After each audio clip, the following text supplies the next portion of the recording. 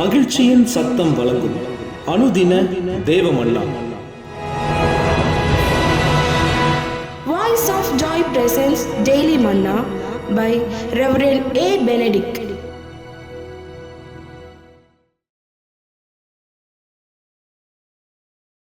தேவனுக்கு மகிமை உண்டாவதாக.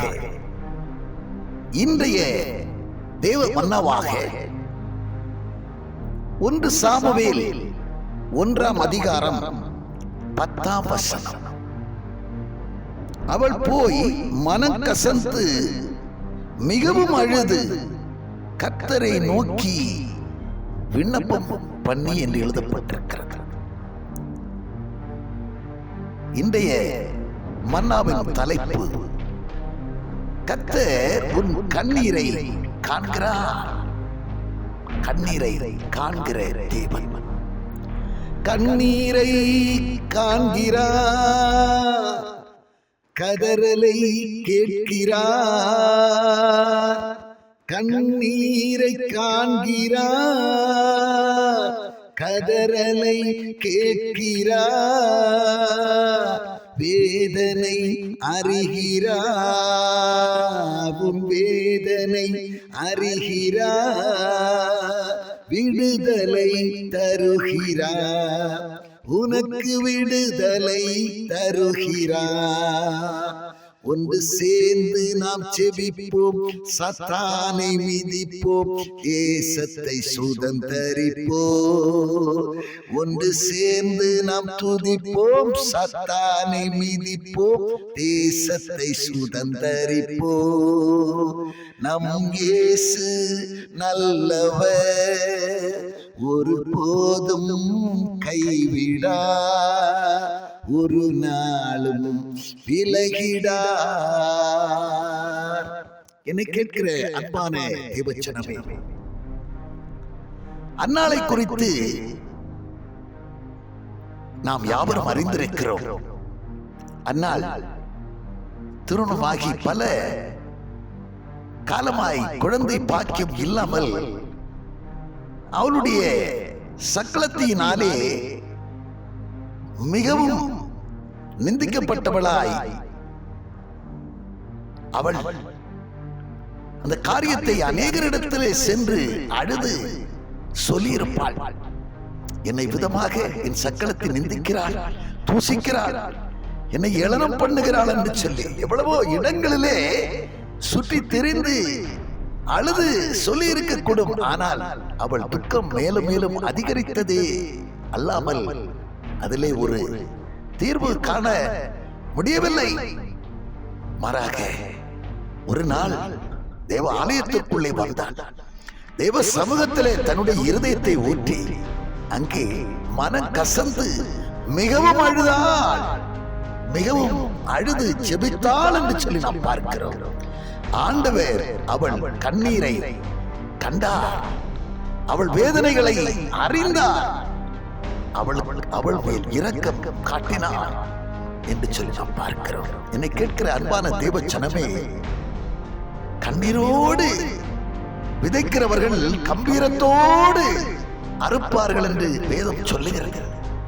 ஆம், சில காரியங்களுக்காக உனக்கு தீர்வை காண முடியவில்லையா? இவ்வளவோ செபிக்கிறாய், உன் வேதனைக்கு தீர்வை, உன் விண்ணப்பத்திற்கு ஒரு முடிவை நீ இன்னும் பெறாமல் இருக்கிறாயா? என்னை கேட்கிற அன்பான தேவச்சனமே, யாக்கோபு தேவனோடு போராடி ஜெபித்தான் என்று சொல்லி நாம் ஆதியாகமத்தின் புத்தகத்திலே நாம் வாசிக்கிறோம். ஆனால் ஓசியா 12ஆம் அதிகாரத்திலே 4ஆம் வசனத்திலே வாசித்து பார்க்கும் போது அவன் அழுது கெஞ்சி மன்றாடினான் என்று சொல்லி எழுதப்பட்டிருக்கிறது. எப்படி போராடினான்? இரவெல்லாம் போராடினான் என்று எழுதப்பட்டிருக்கிறது. ஆனால் எப்படி போராடினான் என்று சொன்னால், கெஞ்சினான், அழுது கெஞ்சி அவன் இரவெல்லாம் போராடி ஜெபித்த அந்த ஜெபத்திற்கு ஆண்டவர் பதில் கொடுத்தார். யாக்கோபாய் வந்தவன் ஏமாற்றுக்காரனாய் வாழ்ந்தவன் அவன் இஸ்ரவேலாய் மாற்றப்பட்டான். தேவன் அவனை ஆசீர்வதித்தார். நீ கேட்கிற அருமையான தேவச்சனமே, மனிதர்களிடத்தில் எவ்வளவோ காரியங்களுக்காக நீங்கள் கெஞ்சுகிறீர்கள், அழுகிறீர்கள். அதற்காக பயன் பெறாமல் இருக்கிறது, பயன் கிடைக்காமல் இருக்கிறது. தேவ சமூகத்திலே வந்து அழுது பாருங்கள். தேவ சமூகத்திலே கெஞ்சி அழுது பாருங்கள். நிச்சயம் உங்கள் காரியங்கள் சித்திக்கப்படும். உங்கள் காரியத்திலே ஒரு முடிவு காண்பீர்கள் என்கிறதிலே கொஞ்சம் சந்தேகம் இல்லை. நாம் ஜெபம் பண்ணுவோம். பரலோக பிதாவே, நாங்கள் உம்மை துதிக்கிறோம், ஸ்தோத்திரிக்கிறோம் அப்பா. கண்ணீரின் ஜெபத்தை கேட்கிற தேவனாக நீர் இருக்கிறீரப்பா. மனிதர்கள் ஒருவேளை கேட்காமல் போய்விடுவார்கள், பார்க்காமல் போய்விடலாம்.